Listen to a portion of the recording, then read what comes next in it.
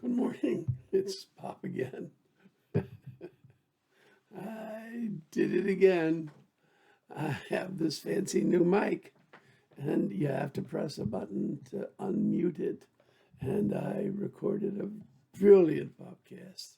It would have just made you just deeply moved to your core. Unfortunately, I didn't have any sound on. So, 20 minutes of watching me move my face muscles, it's not really going to do it. And I was due for lunch at 1 o'clock with some dear friends, outdoors, social distancing, but still just be at table with dear friends. So I had to tell them I'll be late and they have to start without me because after lunch we're going to play games. We love to play cards and board games, and we talk a lot of trash. We've been friends for more than 50 years, so it's kind of nice. Um, and then we're going to have dinner together at somebody's house. So if I don't get it done now, I won't get it done, and it's got to be done. There's things that have to happen. So here we go. So this is Popcast 47. And it's called Part 8 of the Evolution of Each Other, of the Gift of Each Other. Wow, I have to correct the title. Um, and today we're going to talk more about symbols from Deacon's book, the Symbolic Species. Um, Symbols are key to our humanity. Um, they allow our unique way of living.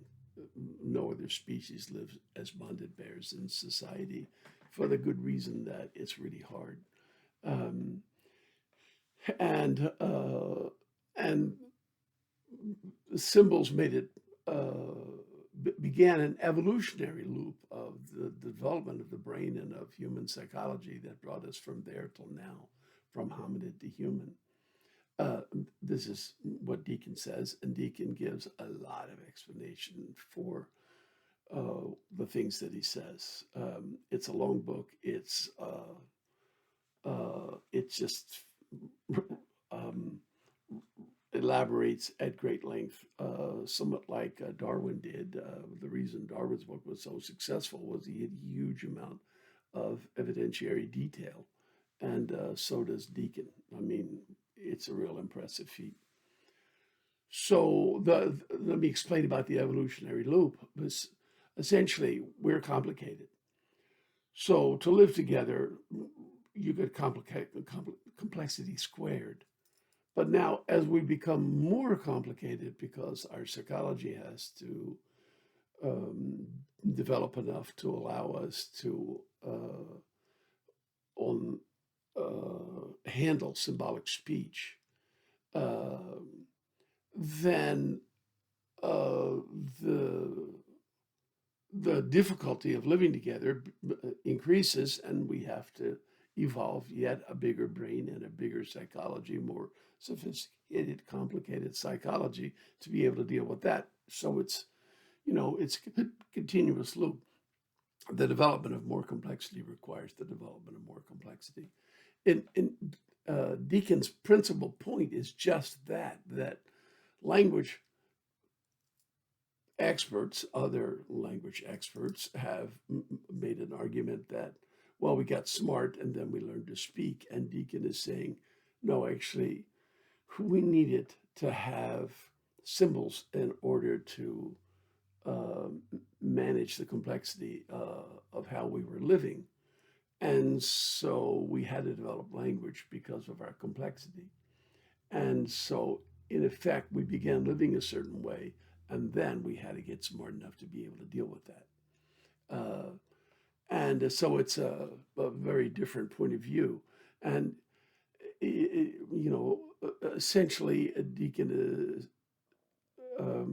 gives a large amount of information about symbols and ways of communicating other than by symbols that other animals are able to do and the human ancestors were able to do before they developed the capacity for symbols.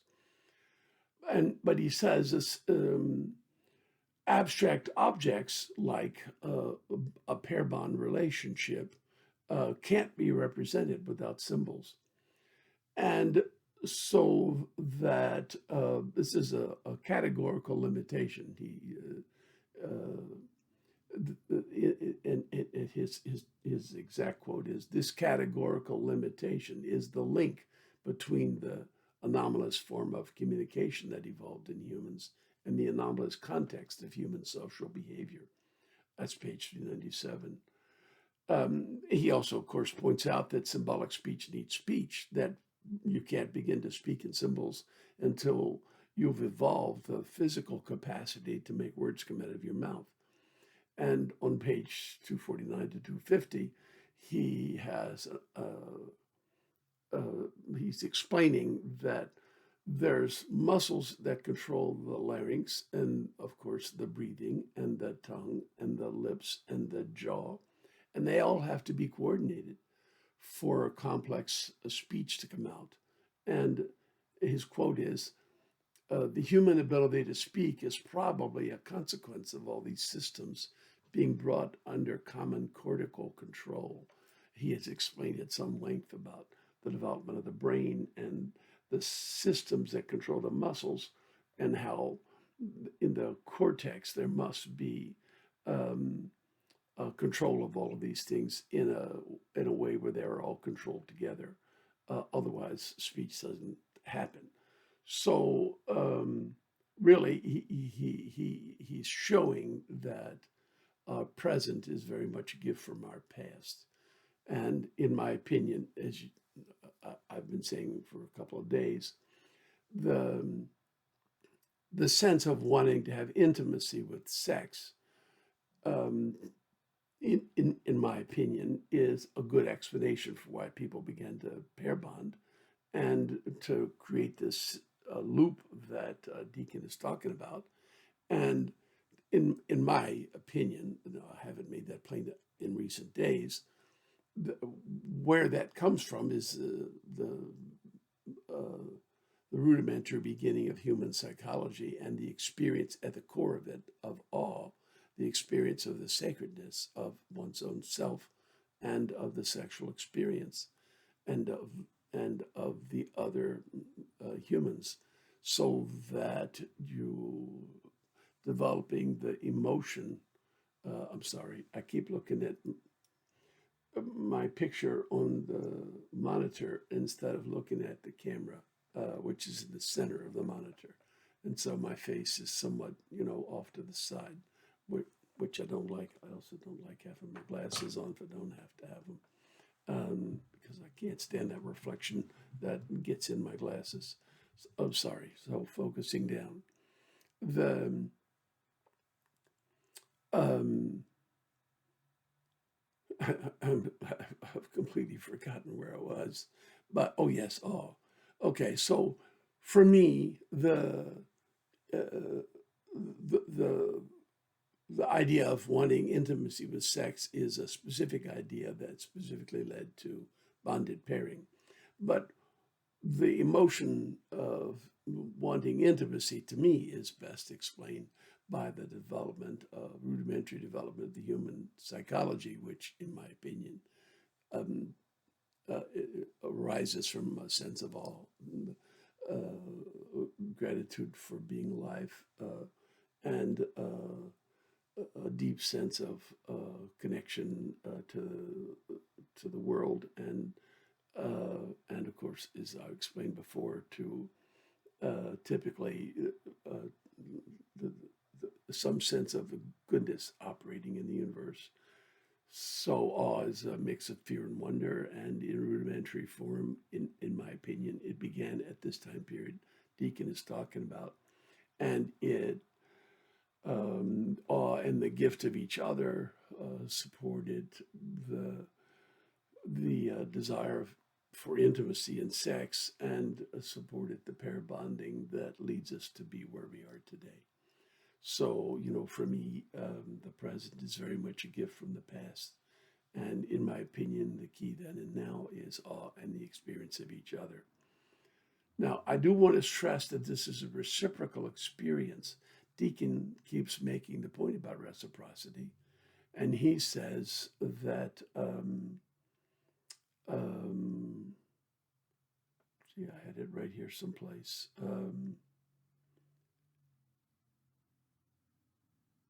Oh, yeah, on page 397, he says ultimately, the stability of human social groups is dependent on reciprocity.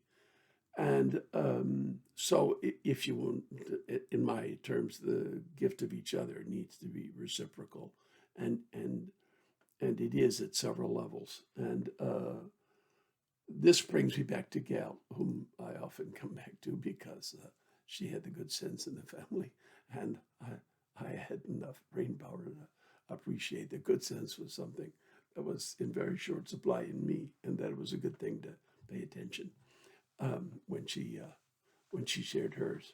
Uh, so she taught that um, it would ruin the kids, for example, if they only take. I thought parents just gave and gave and gave. And she said, no, you've got to have the kids give. They have to appreciate that life is a two-way street. And essentially, what that's saying is the gift of each other is reciprocal. And it's what Deacon is saying, that human society depends on reciprocity. Um, you remember I talked about the miracle of the expanding middle, I don't know, 10, 15 podcasts ago. I'm not sure at that point that I made it clear enough that both parties have to make a step towards the other for this miracle to occur. It's reciprocal, in other words. So the situation, just to recap it, so two people are at loggerheads and they're in two corners of the room opposite each other. In the distance from where they stand to the center looks like a damn long journey, and they're not really sure they really want to make that longer journey to, resolve this problem. Maybe they just walk away angry and stay angry and, leave it unresolved. But somebody finds the generosity of spirit to make a step towards the other. And hopefully the other responds with a step as well. Now, if that happens, when there's both parties making a step towards the other, an emotional event occurs where the middle of the room expands to include them both where they stand one step in from the center. And that's kind of a miracle. And it begins with a generous first step. But there is reciprocity. If the other person doesn't make a step, the miracle doesn't occur. The middle doesn't expand. The person who's made the generous first step then has to decide, do I want to keep making generous steps in the hopes that at some point, Susie Q over here is going to give me a step back towards me, or do I just say the hell with it and storm off? Um, so reciprocity is, a fact of life, which Cal taught me, and I was very glad to learn it. And now Deacon is saying the same thing. Um, but it operates at a bunch of levels. The uh, in the long run, and this is tricky. In the long run, our experience of each other over a space of years at work, at school, at home, maybe we're cops together. It's a tough occupation. And, 8, 10 years down the road, we may have a pretty good idea that what's in the core of us, this awe that seems to start as our psychology, seems to be in the core of the other fellows too. Um, it's not something that you can learn in a minute. It's not something that you can realize is true because they say so. It's something where you have to experience them over time and be able to read backwards that, oh, if this guy lives like this and is like this, then this must be going on inside him as it is in me. Even though he may interpret the all quite differently and be a very different person in psychological type and personal skills, in attitudes and beliefs, in political philosophy from you. For example, you have a much harder idea about how kids are to be treated, or a much softer idea. Regardless, over time, you and he facing the consequences of a tough job together. Teachers, the same. You're in the same classroom with somebody for 10 years. Believe me, could this happen in the same building when you don't really teach together? You just teach separately in the same building. I don't know. Let's just imagine that it's certainly possible, but certainly we see it in the family and at work. My goodness, so with a little bit of luck, you've been in the same job for some years with some people, and there's consequences. You and your brother-in-law are running a small company. The company fails. You don't just lose your livelihood and your job, but the town's just lost 100 pretty good jobs, and it's a small town, and that hurts. Consequences. So over the passage of years with working together, facing consequences, then you begin to develop, some strong intuition that what's in you is in him or her. And so, in that sense, that's the gift of each other in the long run. And it's the crux of why the gift of each other is so critical, and why deacons talk about how it came to be all these long years ago is so revealing and important. But it also has a meaning in a more traditional sense, that in a tangible way, we give and expect to receive over time. It's not a mathematical calculation. It's not like, well, I spent 2 hours pulling weeds in your yard this morning, so you need to spend 2 hours this afternoon shredding tubers with our bare hands so we both have enough for dinner tonight. It's a generous calculation, not a mathematical calculation, but it is a calculation nonetheless. So